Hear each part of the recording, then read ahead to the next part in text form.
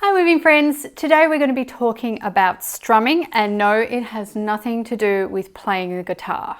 This video is brought to you by the Ripple Scarf. The Ripple Scarf is a beautiful rigid heddle project where we use two heddles, a pickup stick and a heddle rod to create this gorgeous 4-shaft pattern, all on our rigid heddle loom, and we use some really beautiful luxurious gleaming yarns that give a really amazing iridescence.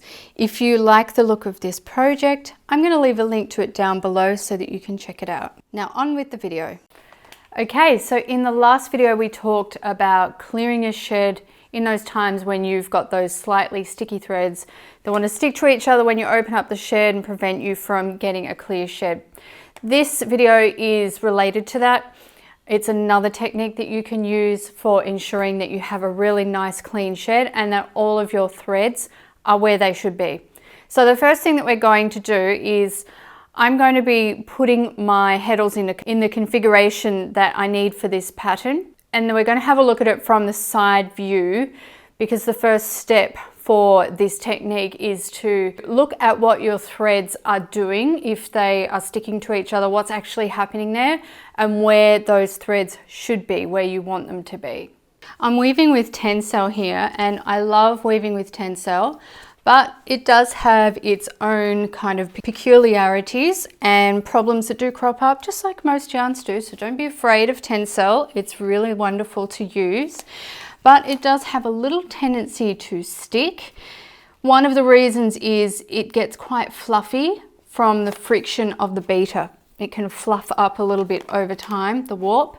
And the other thing is that it is difficult to tension tencel on a rigid heddle loom. And so the lack of tension can cause sticky threads as well. But as I said, it's all workable. We can work through all of these problems. I'm going to choose to show you one of my more problematic sheds. So for this particular pattern, that is putting the heddle 1 in the up position and then bringing the pickup stick forward. Now, as you can see, when I do this, and it's actually not as bad as it usually is when I open up this shed, what happens is that a lot of these bottom threads, see how they're lacking that tight tension that these top threads have got?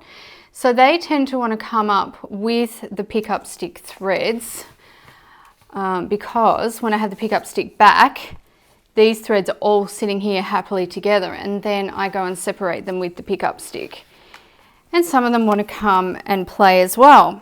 And what we have to do is say, no, you can't come, because we need a nice clean shed to put our shuttle through.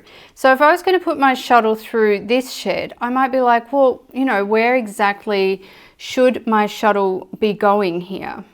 It might be a little bit confusing to see. So that's the first thing, is to know where exactly your threads should be by looking at what's happening on the loom. So for this particular shed, I've got holes threaded on heddle 1, and I've put heddle 1 up. So I know that all of these threads that are up right now on the top layer, they're from my heddle 1.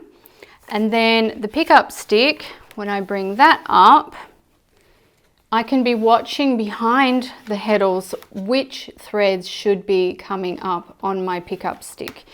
And then I can know that, okay, what I've asked my loom to do in this particular instance is to lift these threads and then these threads that are on the pickup stick, okay?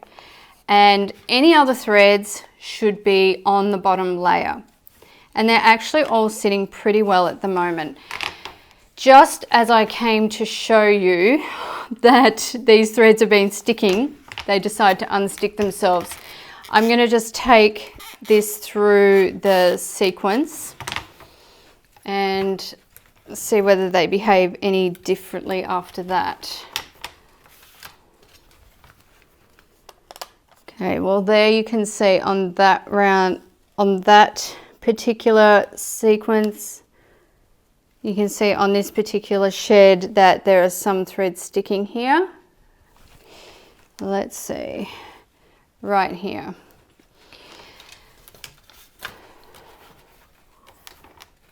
All right, let's do that heddle one up and pick up stick forward again. Yeah, again, they're not really sticking that badly. Oh well, that's a shame. They have been sticking nearly every time, and I have used the strumming technique. So I'm going to show you the strumming technique anyway. But the point is that the first step was to know for sure that like where my shed is exactly, so that the right threads were there. So I do have a little bit of sticking here, particularly these lower threads are coming up and sticking down lower, so they're making the shed a little bit smaller than it was. So again, you can use your pickup stick and pop that in there. If you didn't see that video, I'm going to link to it down below so you can take a look, and that may fix your problem. But if it doesn't, and if you have this repetitive problem of certain threads sticking on certain sheds like I do for this one, then you can use the strumming technique. So for strumming this particular combination of sheds, I don't want to be strumming underneath. Those are my looser threads, and I kind of just want to leave them alone, because if I'm going to be trying to strum them all the time, I'm probably going to stretch them and they're not going to be very happy. And also it wouldn't work, because the problem is when those threads come up and stick to this other top layer of pickup stick threads. So I want to insert my hands underneath the two layers of threads that I'm actually trying to weave here. And then I just want to use my fingers and pull them out like so, literally strum the warp. And almost every time that will fix any sticky situation. It will just twang those threads back into position, and it's so easy to do. It doesn't have a bad impact on these top threads. You don't need to do it really hard. Don't get your fingers stuck in there. You're just being gentle about it. But you're just going, okay, these are the threads I want. Anything that's stuck, you can just go out of the way. And then you've got that nice, clean shed to weave into, and you don't have to worry that you're going to, you know, get floats by accidentally weaving over the wrong thread. So we can have a look at that from the top angle to see how that strumming looks. Okay, so I'm using the same shed combinations that I was from the side angle. And again, I'm just bringing, first of all, determining which threads are supposed to be up and making sure that I have that correct. I do have a few threads sticking now. You can see that there are more threads in this spot than there should be. And that's a classic indication. So I can just bring my hands in, meet them up, and give that a strum. I could strum from the top as well, but these threads on heddle 1 are pretty firm already and don't really need it. It's really these pickup stick threads and the other threads underneath that are a problem for sticking. If you are weaving, say you were just weaving plain weave, okay, so pop that back, and I'll say this is shed 1 and shed 2. If I wanted to, if I had a problem with sticking threads in that case, then I might strum underneath like that. I might strum on top, depends on what's happening. But more generally, it's going to happen when you're weaving with more than one heddle, or if you're weaving with pickup sticks or heddle rod, etc. Basically, when you're weaving with more than 2 shafts, that's when this sticking is most likely to occur, and that's where you'll find the strumming most advantageous. Friends, I hope you enjoyed this video on how to fix this really annoying problem, but in a very simple way.